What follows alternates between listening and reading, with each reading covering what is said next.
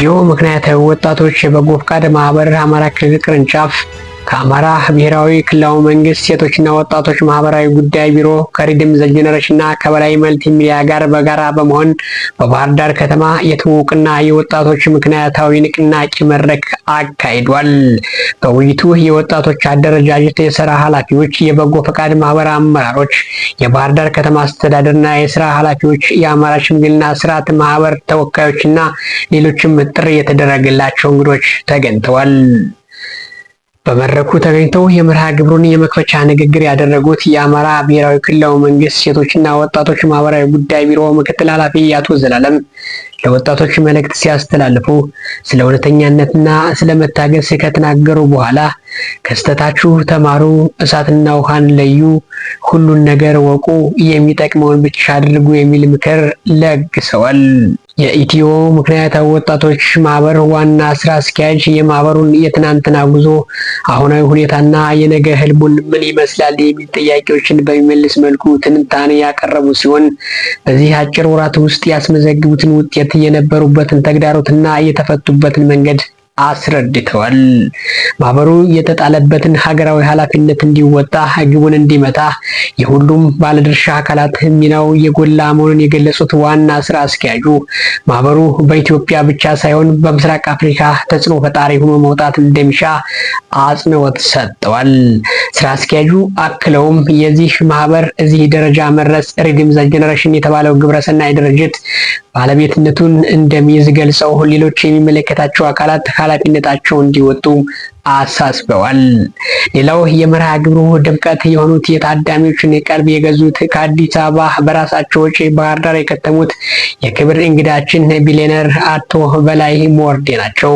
በጥቂት መነሻ ገንዘብ በጽናትና በጥንካሬ ተፈትነው የቢሊየነርነትን ደረጃ የተቆናጠጡት ቅን አስተዋይና ለሀገር ተቆርቋሪ የሀገራችን ወጣቶች በስራ አጥነት መባዘን የሚያንገበግባቸው ታታሪና ባለጸጋ ያለፉበትን የፈተናና የድል መንገድ እዚህ የደረሱበትን የስራ ጥበብ በነፃ ለወጣቶች እያካፈሉ ብዙዎችን ወደ ሚሊዮነርነት የቀየሩ ቅንና አስተዋይ መልካም ሰው ቅዳሜ ምሽት በሀገሬ ቴሌቪዥን የሚተላለፈውን የሚሊዮነር መንገዶች መስራች አቶ በላይ ሞርዴ ድንቅ የሆነ የስራ ጥበባቸውን እና ልምዳቸውን በነፃ ማካፈላቸው ሳያንስ በራሳቸው ወጪ ከአዲስ አበባ ተነስተው አባይ መቀነቷ ጣናን ትራሱ አድርጋ በጊዮን ሰገነት በዘንባባዋ ጌጥ ከተሞሸረችው ውቢቷ ባህር መከተማቸው እንዳለ ሆኖ ለወጣቶች ያስተላለፉት መልእክትና የለገሱት የስራ ጥበብ አጃቢ የሚያሰኝ ነበርም።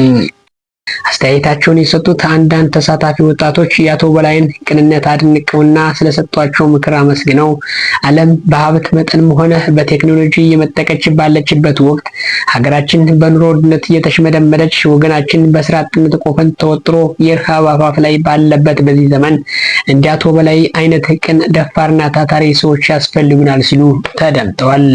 ከዚህ በፊት የሚሊዮነሮችን መንገድ ሰልጣኝ የነበረና በስራ ላይ ያለ ወጣት በበኩሉ ይህ ፕሮግራም ከወደቁበት አዘቅት ነው ያነሳኝ።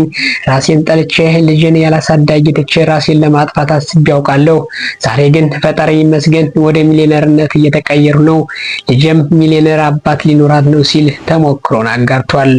ኢትዮ ምክንያታዊ በጎ ፈቃድ ማህበርና አቶ በላይ ሞርዴን በማመስገን ንግግራቸውን የጀመሩት የአማራ ሽምግልና ስርዓት ማህበር ተወካይ በበኩላቸው ይህ መርሃ ግብር መደገም ያለበትና ሁሉም ትኩረት ሰጥቶ ሊጓዝበት የሚችል ሀገርን እንደ ሀገር የኢኮኖሚና የሰላም ምህዋር ዕጣ ፈንታ የሚወስን ተግባር ነው ሲሉ አስተያየታቸውን ሰጥተዋል።